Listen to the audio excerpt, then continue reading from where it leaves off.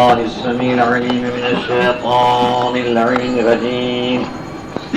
بسم الله الرحمن الرحيم. الحمد لله رب العالمين، والصلاة والسلام على سيدنا ونبينا وشفيع المذنبين بالقول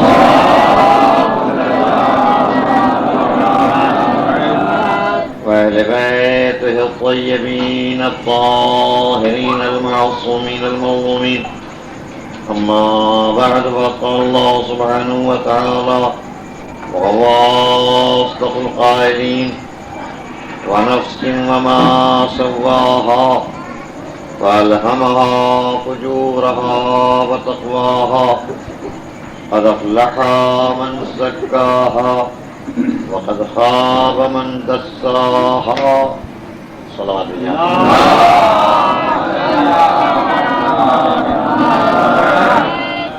لسان قدرت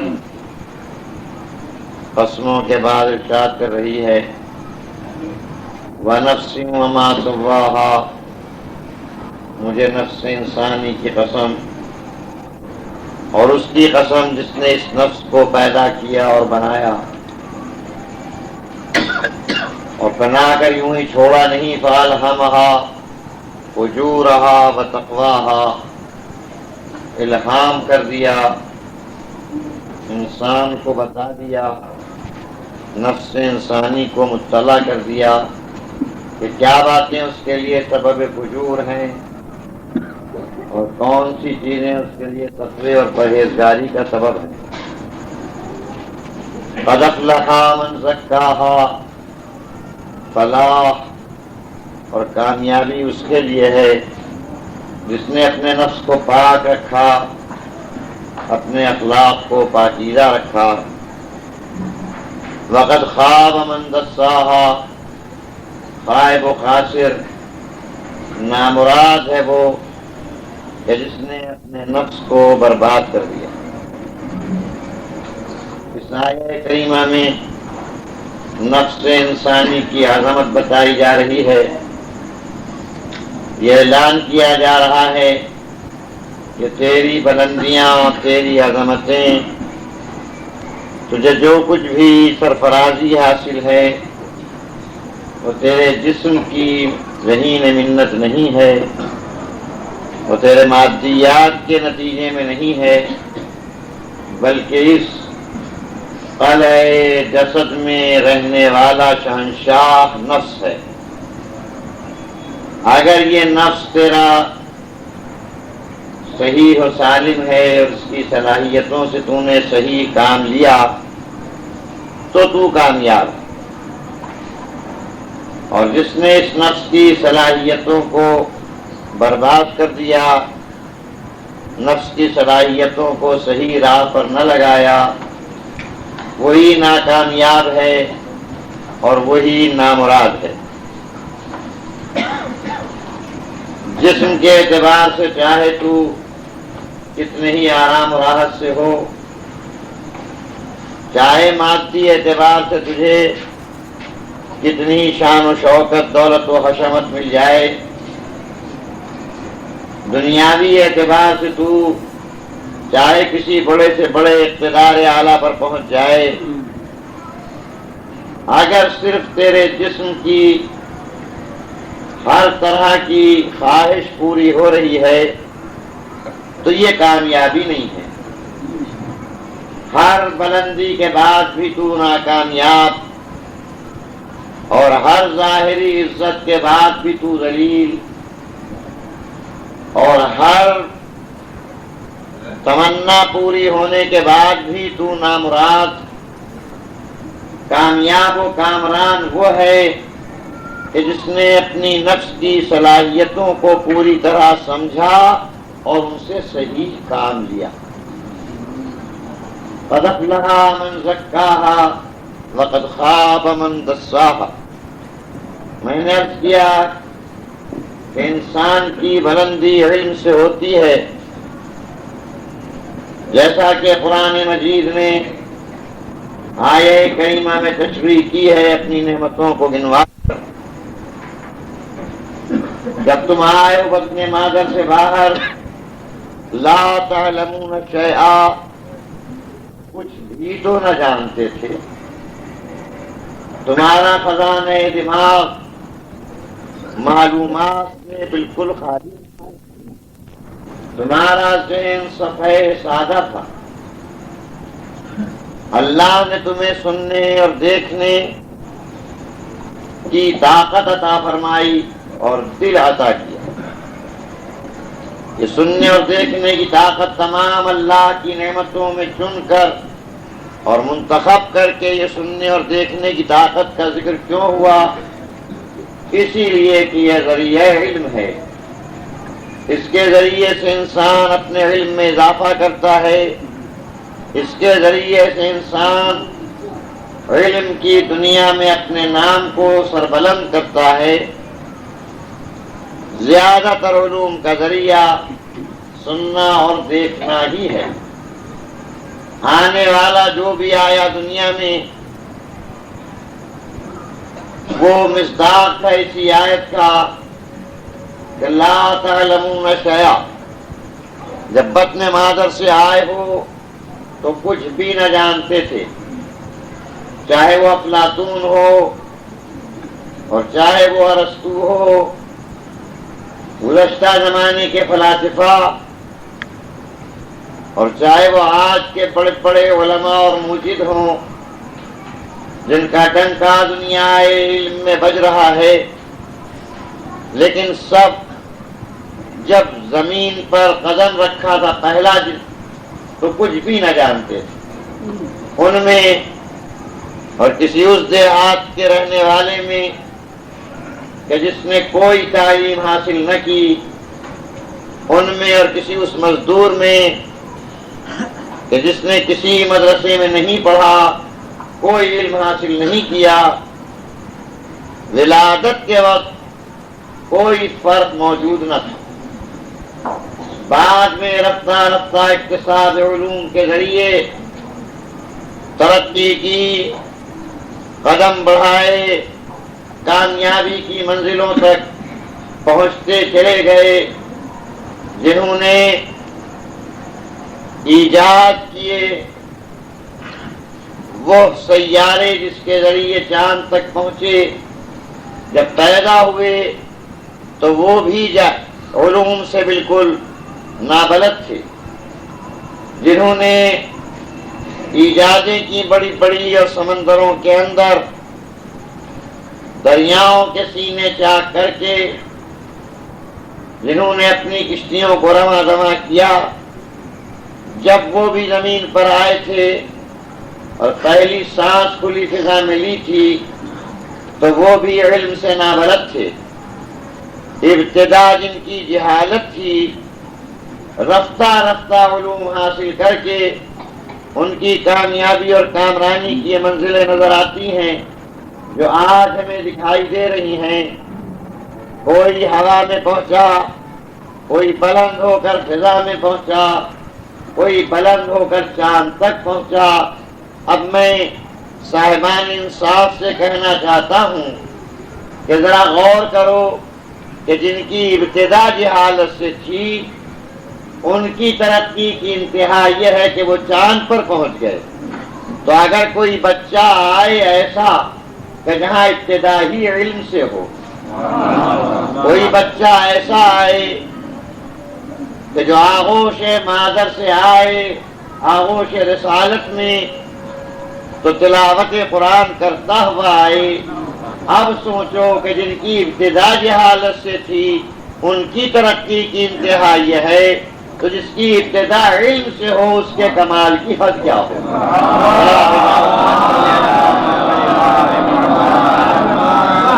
اور باواز بلند صلوات.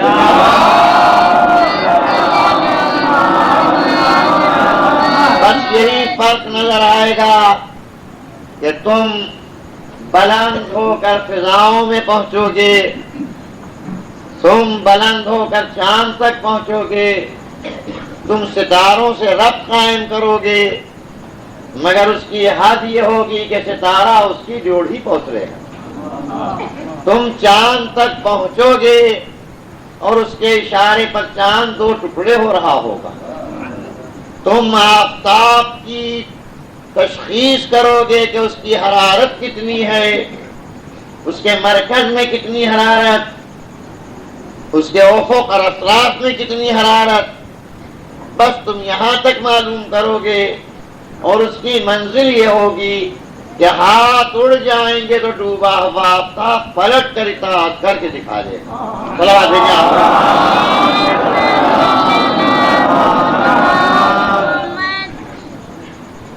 میں نے عرض کیا کہ اس آیت میں ذکر ہو رہا ہے علم کا، کیونکہ علم ہی ترقی کی بنیاد ہے. نفس انسانی کا کمال علم کے ذریعے سے حاصل ہوتا ہے. تو ذرائع علم کو قرآن نے بیان کیا. جعل لکم السمع والابصار، تمہارے لیے سننے کی طاقت دی اور دیکھنے کی قوت دی. میری سمجھ میں نہیں آیا کہ سمع اور ابصار تک تو میری سمجھ میں آیا کہ یہ ذرائع علم ہیں، مگر اس کے بعد قرآن ارشاد فرما رہا ہے والافئدہ. خالی سننے کی طاقت نہیں، خالی دیکھنے کی طاقت نہیں، بلکہ تم کو دل عطا ہے. میں نے سن کر بہت کچھ سیکھا، آنکھوں کے ذریعے سے میں نے بہت کچھ دیکھا. قوت سماعت نے علوم کو مجھ تک پہنچایا، میرے ذہن تک، اور قوت بصارت نے علوم کو پہنچایا میرے ذہن تک. لیکن میں پوچھنا چاہتا ہوں کہ جب ذرائع علم کا بیان ہو رہا ہے تو یہ دل کا بیچ میں کیا تذکرہ؟ میں نہ دل سے کچھ دیکھتا ہوں، نہ دل سے کچھ سنتا ہوں، نہ دل سے کچھ سونگتا ہوں، نہ دل سے کچھ چھوتا ہوں. وہ تو پردہ نشین ہے، وہ تو غیب کے پردے میں چھپا ہوا حکومت کر رہا ہے. یہ علم کے ذرائع میں قلب کا تذکرہ کیسا؟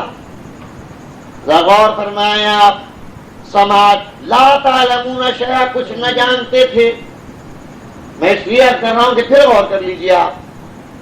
انسان کی فضیلت کا ذکر ہے، ابتدا میں یہ تذکرہ کہ جب تم بطن مادر سے آئے ہو کچھ نہ جانتے تھے، میں نے تمہیں سننے کی طاقت دی، میں نے تمہیں دیکھنے کی قوت دی، اور میں نے تمہیں دل دیے. کچھ نہ جانتے تھے بتا رہا ہے کہ جاننے کے ذریعے قرآن مجید ذکر کر رہا ہے. جو ذرائع علم ہے ان کو بیان کیا جا رہا ہے، تو اس میں دل کا کیا تذکرہ؟ دل کون سا؟ علم ہمیں دل کے ذریعے سے حاصل ہوتا ہے. مگر ذرا غور فرمائیں، جب آپ علوم کو دیکھیں گے تو علوم 2 طرح کے ہوتے ہیں. ایک علم ہوتا ہے اکتسابی اور ایک علم ہوتا ہے وہابی. ایک علم ہوتا ہے سیکھنے سے آتا ہے، اور ایک علم وہ ہوتا ہے جو بغیر سیکھے کسی کا عطیہ ہے. اکتسابی علم میں میرے پڑھنے اور لکھنے، آنکھ اور کان کا دخل ہے. کچھ میں نے پڑھ کر سیکھا، کچھ میں نے سن کر جانا. یہ کون ہیں؟ یہ اکتسابی علوم ہیں. لیکن ان اکتسابی علوم کے علاوہ کچھ وہابی علوم بھی ہیں جو اللہ کا عطیہ ہیں، جو فیضان الہی ہیں. ہر موجود، ہر جاندار کچھ نہ کچھ علوم لے کر اللہ کی طرف سے آتا ہے. وہ جاندار جن کو آپ نادان کہتے ہیں اور جانور کہتے ہیں، وہ بھی وہابی علوم کا ایک ذخیرہ لے کر آتے ہیں. ان کو بھی اللہ نے کچھ علم دے کر بھیجا ہے. ایک بکری کا بچہ کیوں کر پہچان لیتا ہے کہ یہ شیر درندہ ہے، یہ مجھے اذیت دے گا. آج سے پہلے اس نے کبھی کسی کو پھاڑتے نہیں دیکھا، آج سے پہلے اس نے کبھی کسی شیر کو اذیت دیتے نہیں دیکھا. پہلی مرتبہ دیکھا لیکن کھڑا رہا. یہ کس نے بتایا؟ معلوم ہوا فطرت کے علم نے بتایا کہ یہ ہے تمہارا دشمن. تو یہ علم فطرت دے کر بھیجا گیا. بچے کو کس نے بتایا کہ پستان مادر سے کیوں کر شیر اور غذا حاصل کرے؟ کون ہے جو اس کو سمجھانے والا؟ کون ہے جو اس کو بتانے والا؟ یہ جاندار، یہ جانور جو انسانوں کے علاوہ ہیں، انسان کے بہت سے علم ایسے ہیں جو آج بھی اس حد تک نہیں پہنچے جہاں تک وہ جانور جانتا ہے۔ آپ پیشین گوئیاں کیا کرتے ہیں، اخباروں میں نکلا کرتا ہے کہ آج برسات ہونا ہے اور بارش ہونا ہے اور مطلب آلود رہے گا اور آج بارش ہو جائے گی۔ بڑے بڑے جاننے والوں نے، بڑے بڑے واقفان علم نے پیشین گوئی کی اور اخبار میں چھپ گیا، مگر میں جو چھتری لے کے نکلا گھر سے تو دن بھر چلتا رہا، کہیں ایک بوندی بھی نہ پڑی، اور جس دن یہ کہہ دیا گیا کہ آج مطلع صاف ہوگا اسی دن ابر آ کے برس گیا۔ میں نہ اندازہ کر سکا، لیکن یہ کہ وہ چھوٹا سا کمزور جانور جو سوراخ کے اندر رہنے والا ہے اس کو پتا چل جاتا ہے کہ کب بارش ہونے والی ہے۔ آپ دیکھ لیں کہ جب بارش کا زمانہ قریب آ رہا ہوگا، وہ چیونٹیاں جو ایسی جگہ ہیں جہاں پانی پہنچ سکتا ہے، وہ اپنی اپنی غذائیں اپنے دہن میں لے کر ایسی محفوظ جگہ منتقل ہو رہی ہوں گی جہاں پانی نہ پہنچ سکے۔ آپ کے پڑھے لکھے غلطی کر گئے بارش کے پہچاننے میں، مگر ان کو پتا چل گیا کہ بارش ہونے والا۔ یہ کون تھا علم؟ یہ علم وہابی تھا۔ ہمارے انسان جو بڑے تجربے کار ہیں، جو بڑے پڑھے لکھے ہیں، وہ نہیں پہچان سکتے کہ اس غذا میں سمیت ہے، اس غذا میں یہ غذا مسموم ہے، اس میں زہر شامل ہے۔ لیکن جانور کے سامنے مسموم غذا گئی اور وہ فوراً دہن ہٹا کے بتا دیتا ہے کہ مجھے فطرت نے خبر دے دی ہے کہ یہ میرے لیے ہلاکت کا ذریعہ ہے۔ غرض کہ یہ مسلمات میں سے ہے، یہ معلوم ہے کہ کچھ قدرت کی طرف سے جانداروں کو علم ایسے دے دیے جاتے ہیں کہ جس کے سیکھنے کی ضرورت نہیں ہے، جس کے جاننے کی حاجت نہیں ہے۔ اوحیٰ ربک الی النحل، اللہ نے وحی کر دی شہد کی مکھی کی طرف کہ کس طرح وہ اپنا چھتا بنائے۔ اب ذرا اس کی تنظیم دیکھ لیجئے، اب ذرا اس کی تربیت دیکھ لیجئے، اب ذرا اس کا انداز دیکھ لیجئے۔ اس نے چھتا بنایا، مکان بنایا، قدرت کے اشارے کے اوپر بنایا۔ کس طرح بنایا نہ معلوم، کتنی شکلیں ہو سکتی ہیں، مربع بھی ہو سکتی ہے، مثلث بھی ہو سکتی ہے، مدور بھی ہو سکتی ہے، چوکور بھی بنا سکتا تھا، تکنا بھی بنا سکتی تھی، گول بھی بنا سکتی تھی۔ لیکن آپ دیکھ لیں کہ جتنی شکلیں بناتی اس میں کوئی نہ کوئی کونا خالی رہ جاتا، جگہ کی زیادہ ضرورت پڑتی، پھیلاؤ زیادہ ہو جاتا۔ اس نے نہ مسدس مربع بنایا، اس نے نہ مثلث بنایا، اس نے نہ مدور بنایا، اس نے کیسا بنایا؟ مسدس 6 گوشوں والا کہ جہاں کہیں ایک جگہ بچنے ہی نہ پائے۔ یہ کس انجینئر نے اس کو بتایا کہ اس انداز پر بتا جو تیرے رہنے کے لیے بہتر سے بہتر مناسب تر جگہ بھی ہو، زیادہ جگہ بھی نہ لے، مکان منزل میں زیادہ پھیلاؤ بھی نہ ہونے پائے، رہنے کے لیے جگہ بھی ہو جائے، پورا ایک منظم انتظام۔ کون وہ ہے جو کاریگر ہیں جو سمیٹ کے ہر طرف سے شہد لائیں گی؟ کون وہ ہے جو جمع کریں گی؟ پورا ایک انتظام موجود اور ایک سپہ سالار سامنے موجود۔ آنے والی مکھی کو اس نے دیکھا آتے ہوئے، بڑی محنتوں سے چاروں طرف سے جمع کر کے لے کر آئی ہے پھولوں کا رس، مگر اس نے دہن کے قریب دہن لے جا کر سونگھا، ذرا سا سمیت کا اثر معلوم ہوا، فوراً 2 ٹکڑے کر دیے۔ ہمارے یہاں ہمارے گھر کے اندر کوئی مسموم غذا جانے نہ پائے، یہ کس نے پورا نظام شہد کا قائم کر دیا؟ کس نے یہ شیریں چشمے جاری کر دیے جس کے لیے قرآن نے کہا فیہ شفاء للناس، اس میں انسانوں کے لیے شفا چھپی ہوئی ہے۔ یہ کس کی طرف سے آیا؟ معلوم ہوا کسی نے علم دیا، چونٹی کو علم دیا، مکھی کو علم دیا، جانوروں کو علوم دیے۔ یہ علوم کون ہے؟ یہ علوم ہے وہابی، یہ علوم ہے عطا کردہ، یہ علوم ہے اللہ کی طرف سے دیے ہوئے۔ اور سن لیں آپ، جو میں سیکھتا ہوں اس میں غلطی کرتا ہوں، جو میں سیکھتا ہوں اس میں اشتباہ ہوتا ہے، میں نے غلطی کی، میرے بعد والے دوسرے نے اصلاح کی، اس نے غلطی کی، تیسرے نے اصلاح کی، اگر یہ نہ ہوتا تو کبھی تحقیق کی کارمان آگے نہ بڑھتا۔ تو انسان تحقیق کے بعد بھی غلطی کرتا ہے، لیکن جو عطیہ الہی علم ہوتا ہے اس میں غلطی نہیں ہوتی، اس میں غلطی کا سوال نہیں ہے۔ اب آپ غور فرمائیں کہ جو جانور کو وہابی علم دے سکتا ہے، کیا وہ انسان کو وہابی علم نہیں دے سکتا؟ کیا اس کی طرف سے انسان کو علم عطا نہیں کیا جا سکتا؟ وہی فطری علوم جو اللہ کی طرف سے دیے گئے انسان کو ان کا مرکز قرار پایا قلب۔ ارشاد ہوا تجھے سننے کی طاقت بھی دی، تجھے دیکھنے کی طاقت بھی دی، اور تجھے دل بھی عطا کیے۔ کچھ سن کر سیکھتا ہے، کچھ دیکھ کر سیکھتا ہے، اور کچھ فطرت کے علوم ہیں جو تیرے قلب پر خود منجلی اور منکشف ہو جاتے ہیں۔ کس نے بتایا کہ یہ لال ہے اور یہ پیلا؟ کس نے بتایا کہ یہ زرد ہے اور یہ زنگاری؟ کس نے بتایا کہ یہ گرم ہے اور یہ سرد؟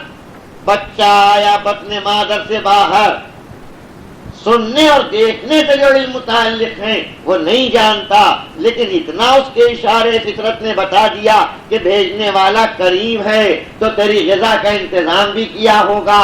اب فطرت کے اشارے پر وہ ادھر ادھر اپنی غذا تلاش کر رہا ہے، وہ ادھر ادھر اپنی غذا ڈھونڈ رہا ہے۔ اگر بطن مادر سے باہر آ کر یہ پتہ نہ چلتا کہ تیری غذا ہے تو کون سمجھاتا بچے کو کہ کس طرح اپنی غذا حاصل کرے؟ تھا بڑے سے بڑے معلم میں دم، تھا بڑے سے بڑے پڑھانے والے میں دم کہ اس پیدا ہوئے بچے کو بتائے کہ کس طرح وہ دودھ پیے، کس طرح وہ چوسے، کس طرح وہ غذا حاصل کرے؟ نہیں، بقائے حیات کے لیے جتنا ضروری تھا قدرت نے دے کر بھیجا۔ بڑا بھیجا آپ۔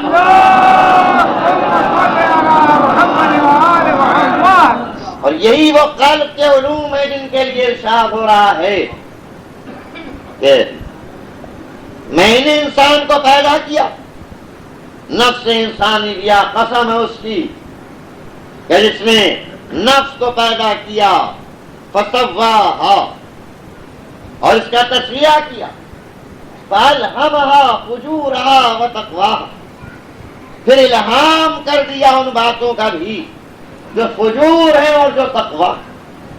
نیکی کا بھی الہام کیا، بدی کا بھی الہام کیا۔ نیکی اور بدی کا الہام کا کیا مطلب؟ یعنی تمہارے ضمیر میں اس کی تمیز دے دی کہ کون بات اچھی ہے اور کون بات بری ہے۔ تمہارے ضمیر میں اس کے فیصلے کی طاقت دے دی کہ کون نیک ہے اور کون بد ہے۔ بس اس کا انداز کیا ہے کہ جب تم خود کرو تو فیصلہ نہ کرو کہ اچھا ہے یا برا۔ تم جھوٹ بولو تو ممکن ہے تمہاری خواہشات نفس فیصلہ نہ کرنے دیں۔ تم مال چھینو کسی کا تو ممکن ہے تمہارے منافع وقتی تمہیں صحیح فیصلہ نہ کرنے دیں۔ تم دوسرے پر ظلم کرو تو ممکن ہے تمہارے لیے وقتی طور پر جو اس سے لذت نفس حاصل ہو رہی ہے وہ فیصلہ نہ کرنے دے، لیکن فیصلہ کب کرو؟ جب تمہارے ساتھ وہی کام کیا جائے تو فیصلہ کرو کہ اچھا لگتا ہے یا برا لگتا ہے۔ اگر میں بہت جھوٹ بولتا ہوں اور جھوٹ سے لذت بھی حاصل کرتا ہوں اور جھوٹ بول بول کے مبالغے کر کر کے اپنی شان بہت بڑھا بڑھا کے پیش کیا کرتا ہوں اور اس سے خوش بھی ہوا کرتا ہوں کہ کیسا لوگوں کو میں نے چکرا دیا، کیسا لوگوں پر اپنا روپ گاڑ دیا، لیکن جب تم جھوٹ بولے تو تمہیں لذت حاصل ہوئی، لیکن کوئی دوسرا تم سے جھوٹ بولا تو تم نے پسند کیا یا ناپسند۔ تم نے رشوت لی تو خوش ہوئے کہ آج بڑی آمدنی ہو گئی، بالائی آمدنی بہت زیادہ، آج اللہ نے بڑا کرم کیا، اتنا دے دیا۔ مگر جب تمہیں ملا تم اس وقت خوش ہوئے، جب تم سے کسی نے غلط رشوت مانگی تو تم نے پسند کیا یا ناپسند۔ جب تم سے وعدہ کیا گیا اور کوئی نہیں آیا تو تمہیں اچھا لگا یا برا۔ تمہارا نفس اس وقت جب تمہارے خواہشات و جذبات الگ ہو جائے تو فیصلہ کرے گا کہ نیک کیا ہے اور بد کیا ہے اور اچھائی کیا ہے اور برائی۔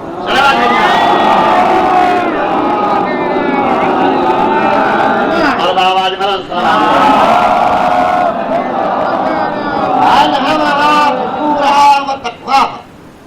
الہام کر دیا کہ فجور کیا ہے، برائی کیا ہے، اور نفس انسانی کو الہام کر دیا کہ نیکی اور پرہیزگاری اور تقوی کی بات کیا ہے۔ اب بس یہ بتایا تو سب کو، لیکن فرق اتنا ہے کہ کسی کے جذبات و خواہشات اس کے لیے سپر بن گئے، اس کے لیے پردہ بن گئے، نیک و بد کی تمیز ختم ہو گئی۔ جس طرح انسان آنکھ بند کر لیتا ہے تو بصارت کام نہیں دیتی، اسی طرح کبھی وہ اپنے بصیرت پر جذبات کے پردے ڈال دیتا ہے تو نیک و بد کی تمیز ختم ہو جاتی ہے۔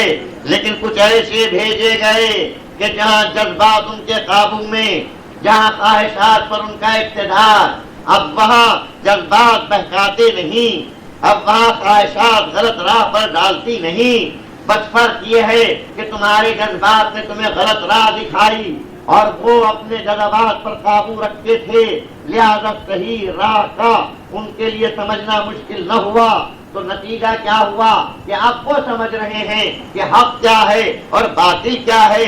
عطیہ الہی میں وہابی علوم میں ذرا توجہ فرمائیں، اقتصادی علوم میں اور وہابی علوم میں فرق کیا ہے؟ اقتصادی علوم رفتہ رفتہ آتے ہیں۔ میں جب اسکول میں بیٹھا ہوں پڑھنے کے لیے تو پہلے میں نے شرح نما مقاصد اور رسائل نہیں پڑھی تھی، پہلے میں نے پڑھی الف ب، وہ پہلی ابتدائی کتاب۔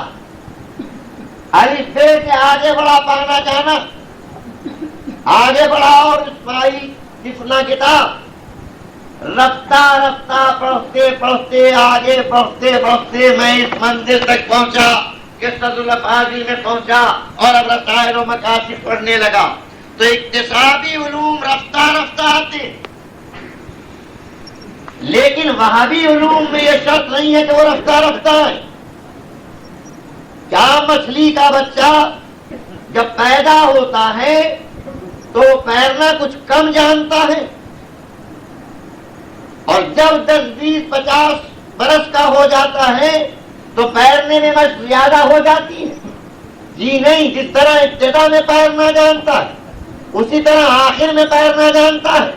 کیا مگس شہد کی مکھی جب چھتا بنانا چاہتی ہے تو ابتدا میں غلط سلط بناتی ہے، تجربے کے بعد وہ صحیح چھتا بناتی ہے؟ جی نہیں، جب پہلی دیو رکھتی ہے تب بھی صحیح۔ کیوں؟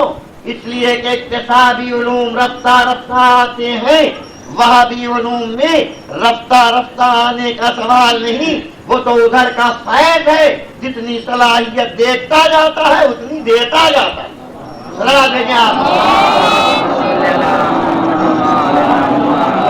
بس اس کی مثال یوں دے دوں کہ وہاں فیض الہی آئینہ قلب کو دیکھ کر چمکتا ہے، جیسا آئینہ ہوتا ہے ویسا انکشاف ہوتا جاتا ہے، ویسا انجلا ہوتا جاتا ہے۔ صرف مثال ہے سمجھانے کے لیے، کیا جب آپ آئینہ اپنے سامنے کرتے ہیں اپنا چہرہ دیکھنے کے لیے تو پہلے ذرا سی ماتھے کی لکیر دکھائی دی، پھر ذرا ماتھا واضح ہوا، پھر نیچے نظر پڑی، ذرا بھویں اور ابرو نظر آئی، اس کے بعد تھوڑی دیر کے بعد اب رخسار چمکے اور اس کے بعد آپ نے پورا چہرہ دیکھا۔ کیا رفتہ رفتہ علم بڑھتا ہے؟ جی نہیں، ادھر سامنے آیا آئینہ، ادھر پہلا چہرہ منکشف اور منجلی ہو گیا۔ اسی طرح سے قلب الہی، قلب انسانی جب مصفا ہو کر فیض الہی کے قابل بنتا ہے تو وہاں رفتہ رفتہ علم نہیں آتا، بلکہ علم منجلی اور منکشف ہو کر فوری طور پر سامنے آتے ہیں۔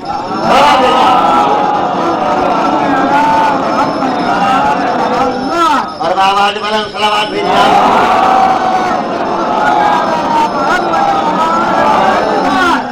توجہ فرمائیں، تو جب وہابی علوم جو قلب پر منجلی اور منکشف ہوتے ہیں ان میں رفتہ رفتہ آنے کا سوال نہیں، یہ کسبی علوم ہے، اکتسابی علوم ہے۔ ابتدا میں کم اس کے بعد زیادہ، اس کے بعد زیادہ، لیکن وہابی علوم میں یہ نہیں ہے، بس فیض الہی جتنا ہوتا جاتا ہے اتنا علم ملتا جاتا ہے۔ تو جب رفتہ رفتہ کی شرط نہیں تو یہ نہ کہنا کہ بچپنے میں علم کیسے حاصل ہو سکتا ہے، قلب کا صاف ہونا شرط ہے۔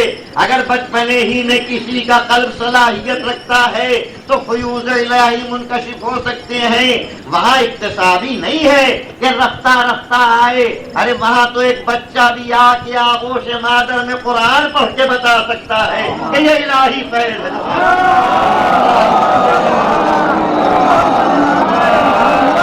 ہاں، بچے اور بوڑھے کا فرق نہیں ہوگا، ماں سن کی تمیز نہیں ہوگی، ماں یہ نہیں دیکھا جائے گا کہ کتنا سن ہے اور کتنی عمر ہے، وہاں تو بس ادھر فیض حاصل ہوا اور ادھر علم کا چشمہ پھوٹا۔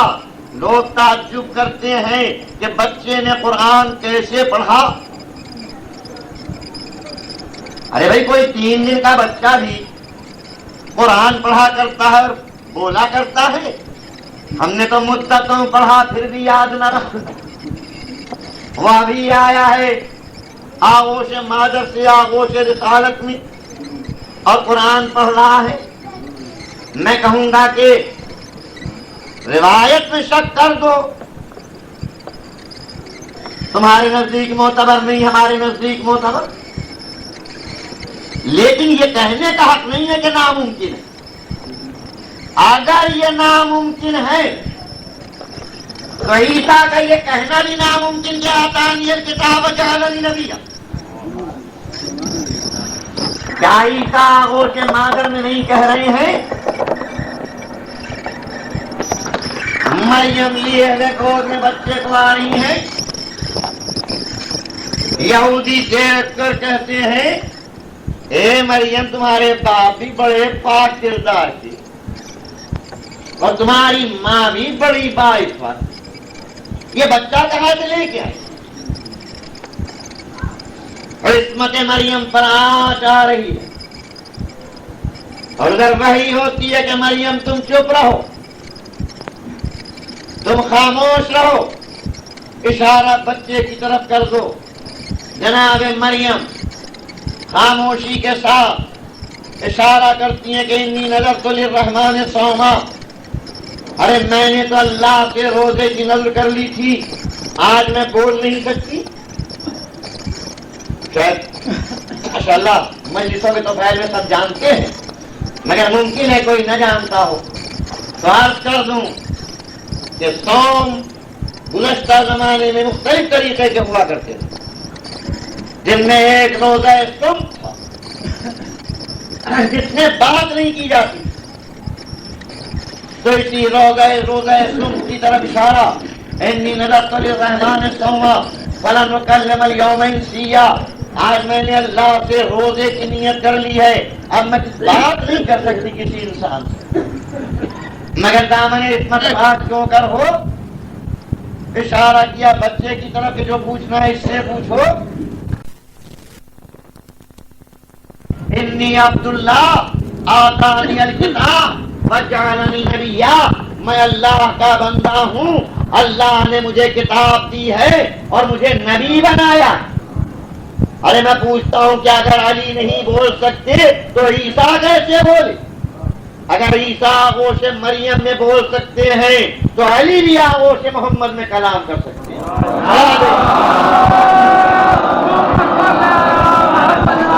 اور میں مسلمانوں کو انصاف کی دعوت دینا چاہتا ہوں، کاش مسلمان انصاف کے ساتھ قرآن پر غور کریں۔ کیا کہا جا رہا ہے؟ عیسیٰ کہہ رہے ہیں انی عبداللہ، میں اللہ کا بندہ ہوں، ٹھیک، آتانی الکتاب وجعلنی نبیا، دونوں صیغے ماضی کے ہیں۔ یہ نہیں کہتا یہ نہیں فرماتے یاتین الکتاب ویجعلنی نبیا، میں عبداللہ ہوں، میں اللہ کا بندہ ہوں، میں وہ ہوں جس کو اللہ آئندہ کتاب دے گا، اور میں وہ ہوں جس کو آئندہ اللہ نبی بنائے گا۔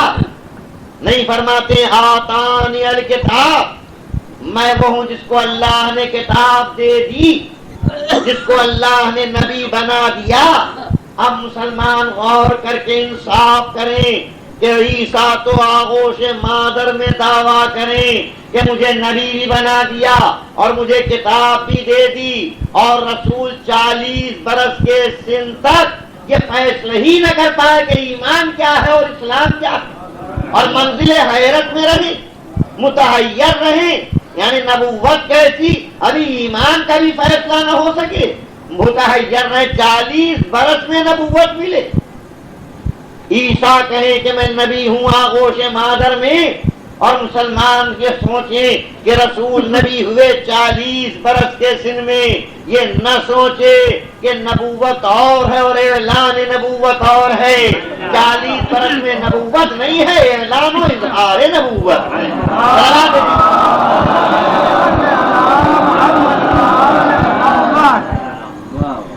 صفت کمال اور ہوتا ہے اور کمال کا اظہار اور ہوتا ہے۔ بیٹھے ہوئے ہیں ایک صاحب آپ کے پاس، باتیں ادھر ادھر کی ہو رہی ہیں، شاعری کا تذکرہ نکلا، آپ بھی کچھ کہتے ہیں، کہتی ہیں کچھ ٹوٹا پھوٹا کہہ تو لیتا ہوں۔ 2 گھنٹے سے باتیں ہو رہی تھی، آپ کو پتا نہ تھا کہ شاعری بھی جانتے ہیں، اب انہوں نے کہا کچھ ٹوٹا پھوٹا کہہ لیتا ہوں۔ اچھا صاحب تو بھی سنائیے۔ اب جو انہوں نے سنانا شروع کیا، شاعر تو بلند پایا، صاحب تو بڑے با کمال شاعر ہیں، تو کیا یہ ابھی 2 منٹ میں با کمال ہو گئے؟ کمال تھا آپ پر، ظاہر نہ تھا، نبوت تھی، نبوت کا ظہور نہ ہوا تھا، اور جو جاننے والے تھے وہ پہلے ہی سے پہچان بھی رہے۔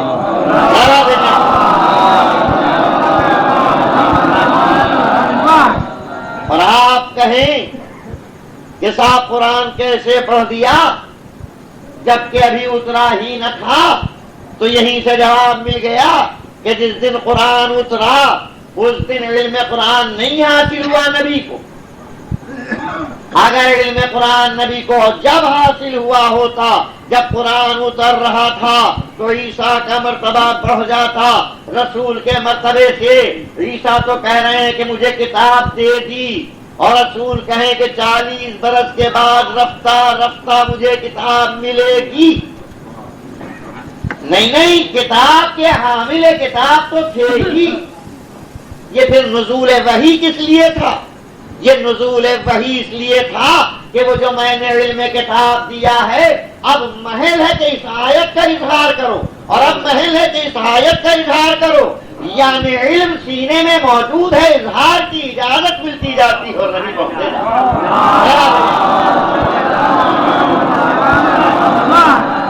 اور بابا بلند اور اس کے لیے میں ایک ایسی دلیل پیش کروں صاحبان فہم سے، میری گزارش ہے کہ توجہ کریں، ایسی دلیل پیش کروں کسی کے لیے، کسی مسلمان کے لیے اسلام کی حدوں میں رہتے ہوئے انکار کی گنجائش ہی نہ ہو۔ میں پوچھتا ہوں کہ یہ آیتیں جو رسول پر اترتی رہی، کیا یہ سب ایک ہی دن اتری؟ 23 برس کی مدت میں کیا یہ ایک ہی آن میں اتری؟ جی نہیں، کوئی دن میں اتری، کوئی رات میں اتری، کوئی صبح کو اتری، کوئی شام کو اتری، کوئی رمضان میں اتری، کوئی شعبان میں اتری، کوئی محرم میں اتری۔ پورے زمانے پر بٹ کر آیتیں اتری ہیں۔ یہ 6666 آیتیں ایک وقت میں نہیں اتری ہیں، 23 برس پر پھیلی ہوئی ہیں، اور یہ سب مل کر بنتی ہیں قرآن۔ تو جب 23 برس پر یہ آیتیں بٹی ہوئی تو یہ قرآن نے کہا کیسے کہ اِنَّا أَنزَلْنَاهُ فِي لَيْلَةِ الْقَدْرِ، ارے میں نے قرآن کو شب قدر میں نازل کیا۔ یہ تو 23 برس میں الگ الگ اترتی رہی، یہ شب قدر میں کہاں سے آ گیا؟ نہ شب قدر میں کہہ دیجئے ابتدا۔ اس اعتبار سے یہ قرآن کے نزول کی ابتدا شب قدر میں ہوئی ہے، لہذا کہا کہ قرآن کو شب قدر میں نازل کیا۔ تو کیا ابتدا قرآن کی شب قدر میں ہوئی؟ جی نہیں، سورہ اقرا کب اترا؟ بعثت کے ساتھ جو پہلا سورہ ہے وہ 27 رجب کو اترا، تو ابتدا بھی نہیں رمضان میں، تو کیا اختتام رمضان میں؟ کیا آخری آیت رمضان میں اتری ہے؟ اس لحاظ سے کہا کہ رمضان میں اور شب قدر میں نازل کیا، تو آخری آیت بھی نہیں اتری، اس لیے کہ آخری آیت ہے الیوم اکملت لکم دینکم واتممت علیکم نعمتی ورضیت لکم الاسلام دینا، اور یہ اتری ہے اس زمانے میں جب رسول پلٹ کے غدیر کے میدان میں پہنچے ہیں اور جب ہاتھوں پر بلند کر کے من کنتو مولا ہو کہا. سلا دینا ہر صورت باجماع آخری آیت بھی شب قدر میں نہیں اتری، پہلی آیت بھی شب قدر میں نہیں اتری، پوری صورتیں بھی پورا قرآن بھی شب قدر میں نہیں اترا. تو یہ قرآن نے کہا کیسے انا انزلناہ فی لیلۃ القدر، اے نبی میں نے قرآن کو شب قدر میں نازل کیا، میری سمجھ میں نہیں آیا مگر جب میں نے قرآن کی آیت دیکھی اور ارشاد ہوا کہ نزل بہ روح الامین علی قلبک، ارے یہ قرآن روح الامین لے کر تمہارے دل پر اترے، تو معلوم ہوا کہ یہ قرآن قلب رسالت پر پورا اتر چکا تھا پہلے ہی، بس اب اجازت تلاوت تھی کہ آج اس کی تلاوت کر دو اور اس آیت کی تلاوت کر دو. موقع اور محل کے ساتھ آیتوں کی تلاوت ہو رہی تھی، قرآن پہلے ہی قلب رسالت پر آ چکا تھا، تو نزول قرآن جب پہلے ہو چکا تھا تو اگر نفس رسول پہلے ہی نزول کے تلاوت کر دے تو تعجب کیوں کرو؟ اور باواز بلند صلوات دینا.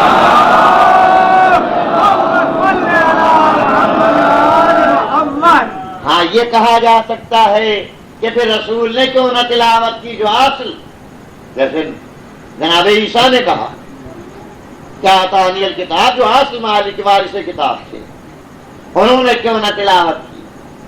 تو میں سچ عرض کرتا ہوں رسول بھی شاید تلاوت کر دیتے،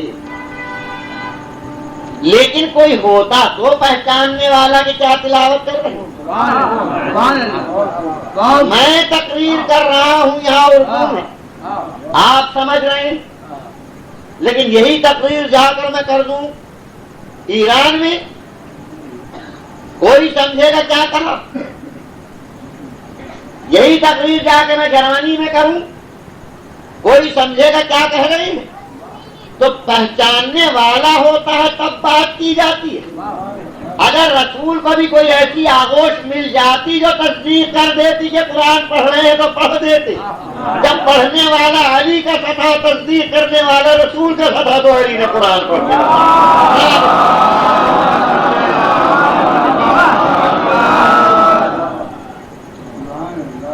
تو یہ وہ علم ہے کہ جس میں اضافہ، جس میں بچپنے اور جوانی اور بڑھاپے کا کوئی فرق نہیں. وہ اقتصادی علم ہے کہ اس میں فرق ہوتا ہے، اور اسی لیے میں دعوے سے کہتا ہوں کہ آ جاؤ آل رسول تک، تمہیں یہاں معلوم ہوگا کہ اقتصادی علم کیسا ہوتا ہے اور وہاں بھی علم کیسا ہوتا ہے. وہ اور لوگ ہیں جو دوسرے کے جا کر زانو ادب کہہ کریں دوسرے کے سامنے اور پھر سیکھ کے دوسروں کو پڑھانے لگیں. اور بتاؤ کہ اہل بیت میں کوئی ہے جس نے کسی سے سیکھا؟ مگر جاننے والے کیسے؟ اگر کوئی آتا ان کو سکھانے کے لیے تو چھپا نہ رہتا، اگر کسی سے پڑھنا سیکھتے تو کبھی استاد کا نام تاریخ میں پوشیدہ نہ رہتا. عرب کا قاعدہ تھا فخر کرنا، ارے کوئی ان کے سے عالم کو پڑھاتا، سب نے کہا کہ ہم ان کے شاگرد. اگر کوئی ان کا استاد ہوتا تو وہ یہ نہ کہتا کہ یہ ہمارے شاگرد. ہر ایک اقرار کر رہا ہے کہ ہم نے ان سے سیکھا، اور پھر ایک علم ہو تو سیکھ لیا چپکے سے گھر میں جا کے کسی کے. لیکن علم کون؟ فلسفہ ان سے بہتر کوئی نہیں جانتا، منطق ان سے بہتر کوئی نہیں جانتا، علم کلام ان سے بہتر کوئی نہیں جانتا، علم حدیث ان سے بہتر کوئی نہیں جانتا، علم طب ان سے بہتر کوئی نہیں جانتا، علم نجوم ان سے بہتر کوئی نہیں جانتا، ارے علم کیمیا ان سے بہتر کوئی نہیں جانتا۔ اتنے علوم آتے کسی سے سیکھ کر تو کیا استادوں کا نام چھپا رہتا؟ آؤ دیکھو، کس فن میں یہ واقف نہیں، کس فن سے یہ ماہر نہیں۔ کہہ لو کہ قرآن کا علم خاندانی تھا، کہہ لو تفسیر کا علم خاندانی تھا، کہہ لو حدیث کا علم سلسلے وار تھا، لیکن طب کس نے سکھائی؟ ہم نہیں کہتے، تاریخیں اٹھا کر دیکھو، ہندوستان کا ماہر طبیب پہنچ گیا ہے دربار مامونی میں۔ بادشاہ تک کوئی معمولی رسائی نہیں ہوتی، جو مہارت فن رکھتا ہے، جو طب میں مہارت رکھتا ہے، وہ طبیب پہنچا ہے اور سامنا ہوتا ہے ایک کم سن بچے کا جس کا 9 یا 10 برس کا سن۔ اور ایک مرتبہ جب طبابت پر گفتگو ہونے لگتی ہے تو حیران ہو کر پوچھتا ہے کہ یہ سب آپ کو کہاں سے آ گیا؟ تشریح اعضا۔ اس نے سوالات کیے، امام نے جواب دیا کہ میں بھی کچھ سوال کرتا ہوں، تو ہی بتا دے۔ یہ بتا کہ یہ سر پر بال کیوں ہوتے ہیں، یہ بتا کہ پیشانی پر بال کیوں نہیں ہوتے، یہ بتا کہ یہ بھویں کیوں ہوتی ہیں، یہ بتا کہ یہ پلکیں کیوں ہوتی ہیں، یہ بتا کہ یہ 2 ہونٹ اس طرح کیوں بنائے گئے ہیں، یہ بتا کہ ہتھیلی پر بال کیوں نہیں ہوتے، یہ بتا کہ پیر جو موڑتے ہیں تو سامنے ہی کی طرف کیوں موڑتے ہیں، پیچھے کی طرف کیوں نہیں موڑتے، یہ بتا کہ انگلیوں میں 3 ہی پورے کیوں ہیں، 5 پورے کیوں نہیں ہیں۔ اتنے سوال کر دیے کہ وہ حیران رہ گیا۔ تشریح اعضا ہی کے سلسلے میں اس کی سمجھ میں نہ آیا۔ کہا فرزند رسول یہ سب میں تو نہیں جانتا، کہا تو مجھ سے سنتا جا، میں بتاتا جاؤں، ہر چیز کی وجہ بتاتا جاتا ہے اور وہ حیرت کرتا جاتا ہے۔ 10 برس کا بچہ ہے اور فن طب کا ماہر، مگر اس کو قدم چھونا بولتے ہیں یہ جان کر کہ یہ وہابی علم ہے، یہ کسبی علم ہے۔ صلاح دیں گے آپ۔ ہمارے یہاں وہ تمام علوم کے تذکرے ہیں، لیکن شاید دنیا نہ مانے، اپنا نام اپنی بات کہہ رہے ہو تم، مگر یہ اجماعی فیصلہ ہے پوری تاریخ کا جو میں آپ کی خدمت میں عرض کر رہا ہوں۔ امام محمد تقی جواد 8 برس کے سن میں باپ کے سائے سے محروم ہو گئے۔ 8 برس کا سن تھا جب امام رضا کا انتقال ہوا۔ اس سلسلے میں 4 برس گزر گئے جو آپ جدا ہو گئے باپ کے پہلو سے۔ آپ مدینے میں امام بادشاہ کے طلب کر لیے گئے۔ کیا 4 برس کے بچے کو بھی کوئی علوم گھول کے پلا سکتا ہے؟ 4 برس کل باپ کے زیر سایہ رہے۔ اس کے بعد امام رضا سے جدا اور پھر 8 برس کے سن میں یتیم ہو گئے۔ اور اس کے بعد اب یہ تاریخ کا اجماعی فیصلہ ہے کہ کل 9 برس کا سن تھا امام رضا کا جب دربار مامونی میں تمام دنیا کے علماء جمع ہو گئے ہیں، اور یہ ایک بچہ کم سن ایک طرف ہے، لیکن حیرت سے دنیا دیکھتی ہے کہ ہر علم کا ماہر اپنی جگہ پر خاموش ہو جاتا ہے اور یہاں علم کا دریا بہتا ہے۔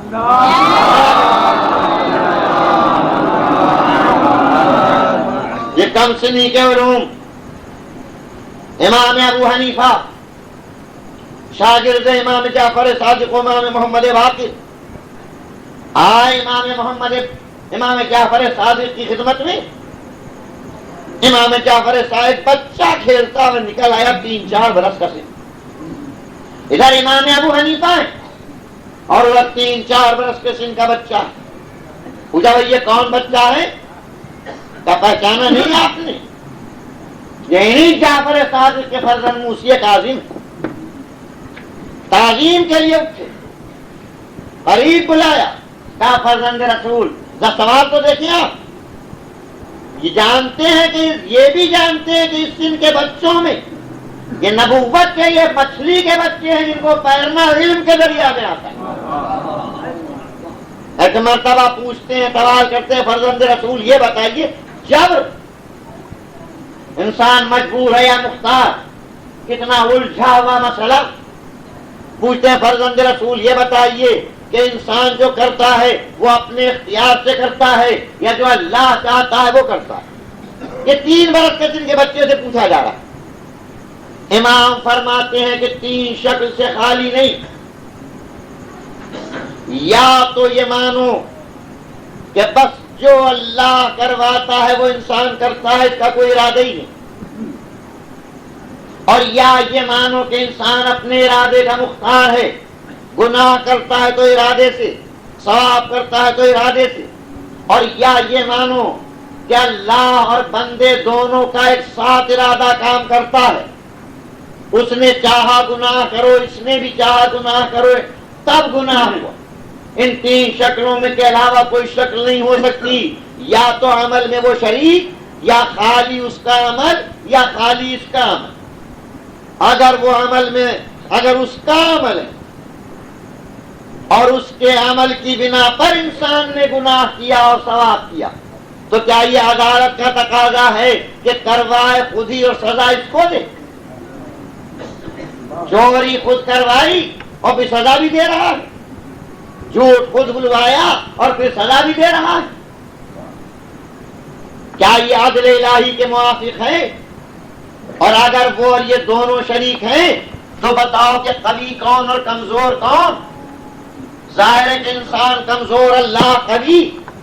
فرماتے ہیں کہ 2 مل کر کوئی کام کریں جس میں ایک قوی ہو اور ایک کمزور،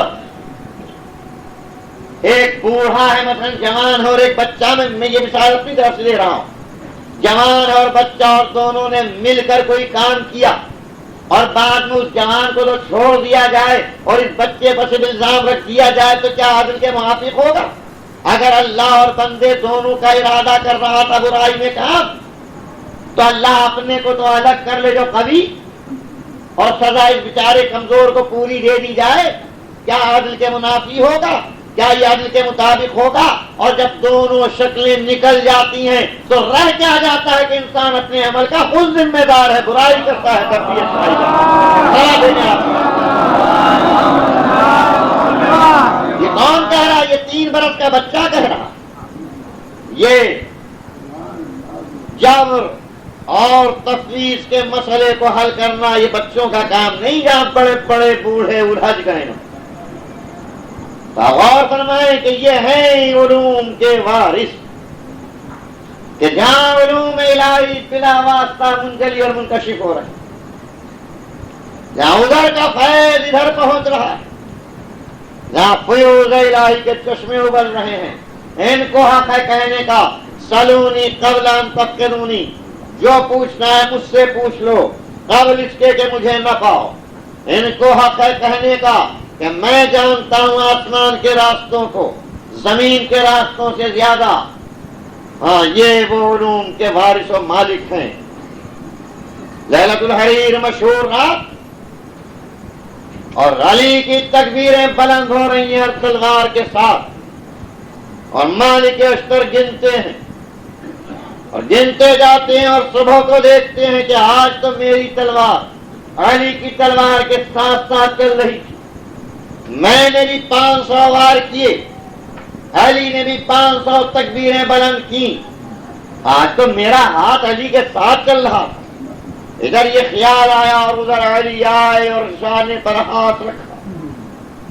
اے مالک اشتر، یہ کیا سوچے تم؟ ہاں، ہاتھ برابر چلے مگر فرق کے ساتھ، تمہارے سامنے جو آیا وار کیا، اور میرے سامنے جو آیا میں نے اس کے سلک پر قیامت تک نظر۔ اگر قیامت تک کوئی مومن ہونے والا ہوا تو چھوڑ دیا، اسی پر تلوار چلی جہاں نسل میں کوئی مومن ہونے والا ہی نہ تھا۔ سلام دینا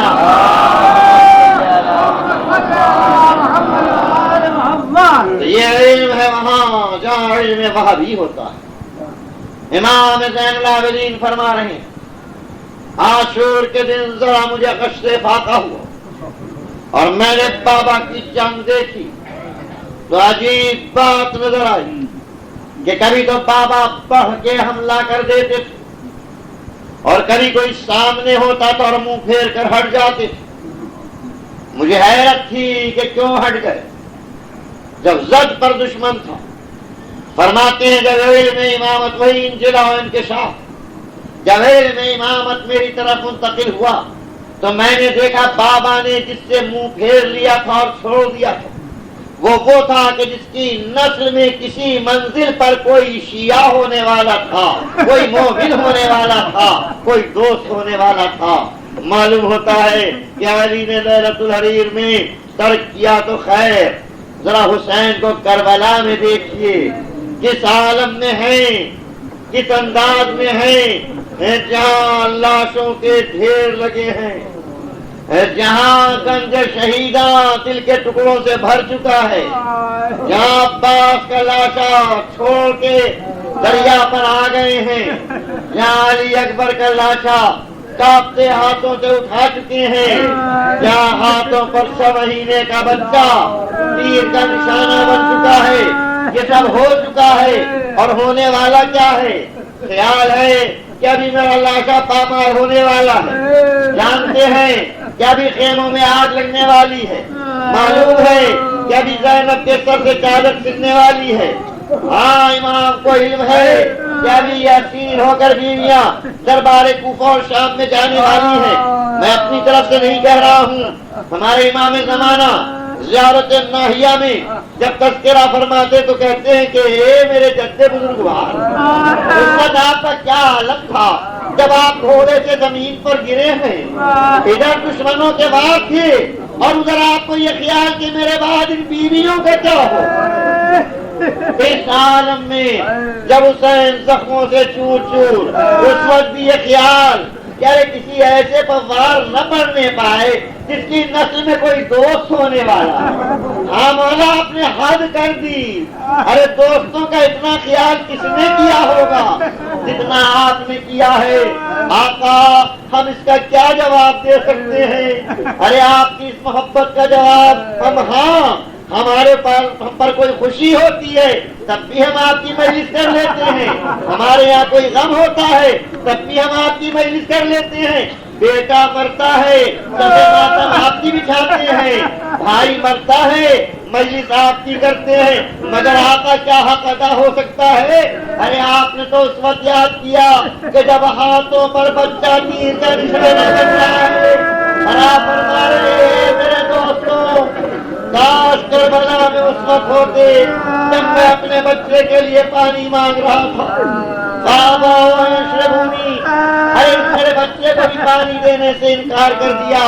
اے آقا کوئی اس وقت یاد کر سکتا تھا جب آپ نے یاد کیا وہ وقت رخصت آخر کا کہ جب بہن کبھی دامن سے پکڑی پر دامن سے لپٹی بھی ہے، جب کبھی رباب کہہ رہی ہوگی کس پر چھوڑ کے جا رہے ہیں، جب کبھی ام لیلا پر یاد کر رہی ہوگی اے آقا ہمیں کس پر سے کس کے سہارے پر جا رہے ہیں، اور وہ بات کہ جب سکینہ دامن پکڑے ہوئے کہہ رہی تھی رسنا الہ میں جتنا، اے بابا کم سے کم ہمیں رسول کے روضے تک پہنچا دیجیے۔ اس منزل میں حسین کا سرانے آنا، زین العابدین کے شانہ ہلانا، زینب کا زین العابدین کا آنکھیں کھولنا اور کہنا زینب کا اے بیٹا تم غش میں پڑے ہو، بابا رخصت آخر کے لیے آیا ہے۔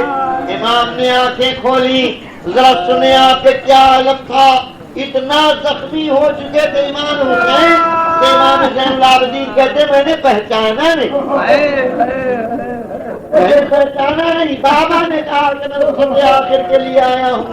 معلوم ہوتا ہے بس آخر کلام میں کر رہا ہوں، معلوم ہوتا ہے کہ اب تک زین العابدین کو خبر نہ تھی کہ لوگوں سے ہو کیا رہا ہے۔ ایک مرتبہ پوچھا کیا اے بابا کیا ٹھہری بنی امیہ سے، جنگ ہو رہی ہے، جنگ کا نام سنا، کہا بابا تو آپ کے انصار کیا ہوئے؟ یعنی آپ زخمی ہیں اور حبیب زندہ ہے، آپ زخمی ہیں اور مسلم نے بچایا نہیں، ارے آپ زخمی ہو گئے اور اتنے وفادار کیا ہو گئے انصار؟ حسین اطلاع دیتے جاتے ہیں حبیب قتل ہو گئے، زہیر شہید ہو گئے، مسلم گھوڑے سے گر چکے۔ جب سب کو پوچھ چکے تو ایک مرتبہ عیسیٰ کی باری آئی، اے بابا میرا بھائی عباس، میرا بیٹا عباس، میرا بھائی علی اکبر۔ بس حسین کہتے ہیں بیٹا یہ سمجھ لو کہ خیمے میں میرے اور تمہارے علاوہ مردوں میں کوئی رہ نہیں گیا۔ ہاں ذرا سنیں آپ یہاں تک تو میں نے سنا کہ پوچھا عباس کے اوپر کیا گزری، یہ پوچھ لیا کہ علی اکبر پر کیا گزری، مگر یہ نہیں پوچھا کہ میرا چھوٹا بھائی علی اصغر کا۔ ارے کہاں کوئی سوچ سکتا تھا کہ 6 مہینے کا بچہ بھی تیر کا نشانہ بن گیا۔ فرماتے میرے اور تمہارے علاوہ مردوں میں کوئی باقی نہیں۔ اب روایت کی لفظ ہے کہ کہا پھوپھی ذرا آسا تلوار لائیے، کا سنبھلا نہیں جاتا، آتا بسہارا کروں گا، تلوار سے جہاد کروں گا، میرے بابا کو کوئی مددگار نہیں رہ گیا۔ ماں فرماتے بیٹا یہ جہاد تمہارا نہیں ہے، اور تم نہ رہے تو نسل امامت کیسے قائم رہے گی؟ اے بیٹا یہ جہاد ہمارا ہے کہ تلواریں کھائیں، تیر کھائیں، نیزے کھائیں، تمہارا جہاد یہ ہوگا دیہاتوں میں ہتھوڑیاں ہوں گی، بیلوں میں بیڑیاں ہوں گی، گلے میں توقے سردار ہوگا، ہر کوفے اور شام کے بازار ہوں گے۔ ذرا سنیں ایسے سخت حسین جہاں اور وصیتیں کرتے ہیں، ان وصیتوں میں ایک وصیت فرماتے بیٹا ایک وصیت یاد رکھنا، جب چھوٹ کر مدینے جانا میرے دوست تمہارے پاس آئے تو میرا سلام کہہ دینا، کہنا دوستوں شرط وفا یہ ہے کہ جب ٹھنڈا پانی ملے تو میری پیاس یاد کر لینا۔ ارے آج تک ہر نماز کے بعد ہم اسی سلام کا جواب دیتے ہیں، السلام علیکم یا